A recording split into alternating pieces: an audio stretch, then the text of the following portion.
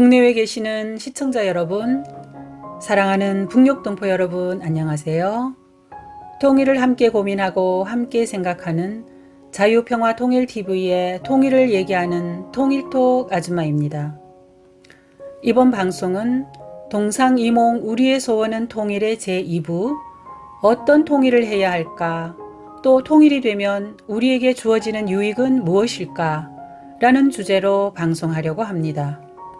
구독과 좋아요는 언제나 무료입니다. 꾹 눌러주세요. 알림 설정도 해주시면 더 좋은 방송으로 보답하겠습니다. 북한이 지난 7월 13일 대외 선전 매체인 려명을 통해 남한 청소년들의 소극적인 통일의식을 비판하면서 통일이 되면 8천만 인구와 막강한 국력을 가진 강대국이 될 것이라며 통일을 강조했습니다. 저는 이 기사를 접하고 깜놀하며 반겼어요. 왜냐고요? 북한은 국력이 남한에 역전된 이후 공개적으로 통일에 관한 언급을 자제해 왔거든요. 그런데 저희 자유평화통일TV 방송을 시작하자 바로 화답을 해준 것 같아서요. 꿈보다 해몽이 좋다고요? 그럼 북한은 어떤 통일을 원할까요? 지난번 일부 방송에서 말씀드린 북한의 공식 통일 방안인 고려민주연방공화국 창립 방안을 중심으로 북한이 의도하는 통일이 어떤 것인지 살펴보겠습니다. 또 낮은 단계 연방제는 과도적 단계이므로 고려연방제에 포함됨은 물론이죠. 고려연방제의 골간은 1민족 1국가 2체제 2정부의 통일국가 형성 방안입니다. 먼저 1민족에서 민족은 저희 방송 민족이 없는 우리 민족끼리에서 언급한 것처럼 김일성을 시조로 모신 사회주의자들의 집단을 의미하므로 우리가 생각하는 단일민족과는 완전히 다른 개념이죠. 그리고 1국가에서 국가는 앞의 1민족 개념과 연계시켜보면 사회주의자들의 집합체로 구성된 국가가 되므로 자연히 사회주의 국가를 의미하죠. 이 체제와 이 정부는 남한의 자유민주 시장경제 체제와 북한의 전체주의 사회주의 체제가 공존하는 형태입니다.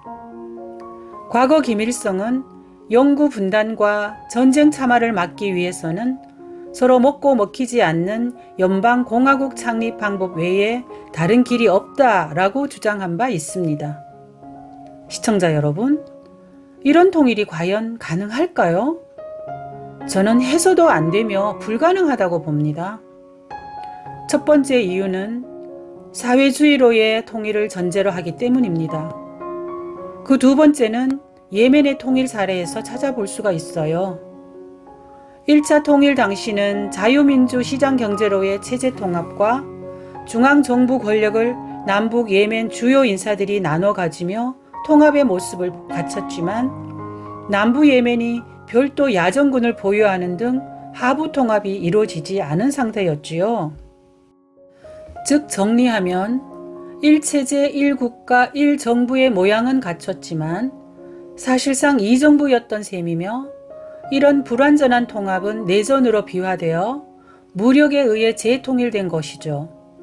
같은 맥락에서 보면 북한 연방제 통일 방안은 예멘의 1차 통일 때보다 더 느슨한 1국가 2체제 2정부 형태로 김일성이 주장한 전쟁 참화를 막는 가장 합리적 통일 방법이란 주장과는 달리 대립, 갈등, 충돌로 내전을 촉발시킬 가능성이 훨씬 높다고 생각합니다. 시청자 여러분, 여러분은 어떤 통일 국가를 꿈꾸고 계시나요? 이는 인간은 어떻게 살아야 하는가라는 철학적 문제를 떠올리게 합니다. 철학자 로크와 루소는 인간은 남에게 침해받지 않을 기본적 권리를 태어나면서부터 가진다 라고 주장했죠. 이를 우리는 천부인권이라고 하잖아요. 이런 사상은 일찍이 미국 독립선언과 프랑스 인권선언에 큰 영향을 주었으며 누구나 누려야 할 인류 보편적 가치가 된 것이죠. 우리 헌법 제10조에도 모든 국민은 인간으로서의 존엄과 가치를 가지며 행복을 추구할 권리를 가진다라고 규정하고 있죠. 그리고 이를 구체적으로 실현할 수 있도록 자유권, 평등권, 사회권, 참정권, 청구권 등을 보장하고 있답니다. 시청자 여러분, 여러분 모두도 이러한 통일국가를 꿈꾸고 계시지 않으셔요? 사는 곳과 상관없이, 지위와 삶의 형편도 상관없이 통일국가 국민이라면 누구나 누리거나 적어도 추구할 수 있는 그런 국가 말입니다.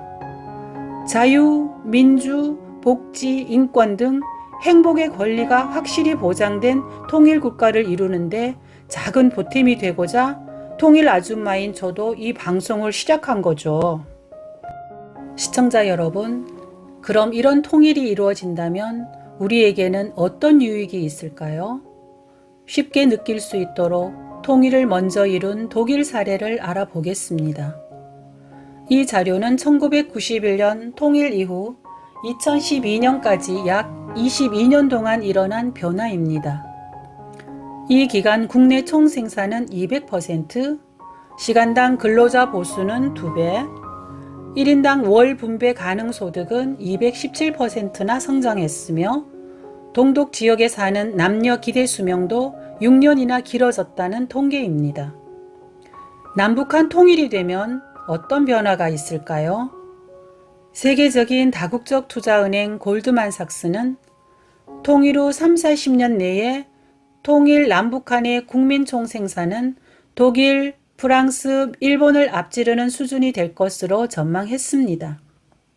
남북한 국민 총생산은 2040년에 4조 9,560억 달러, 2050년에 6조 560억 달러에 이르고 1인당 국민 총생산은 2040년에 6만 6천 달러, 2050년에 8만 6천 달러에 이를 것으로 추산했습니다.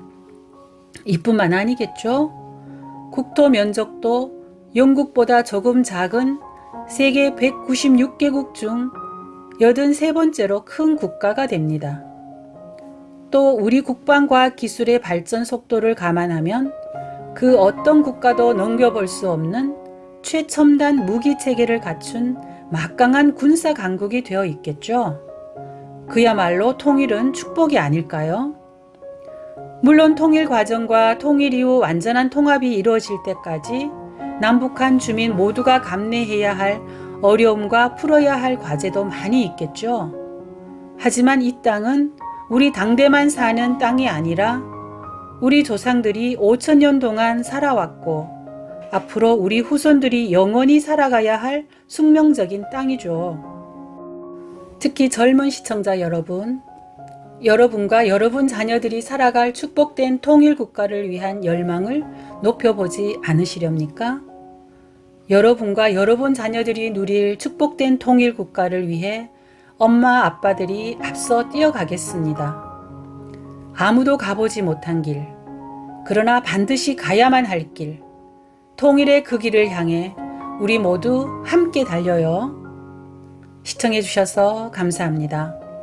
다음 방송은 김정은의 고난의 행군, 과연 통할까?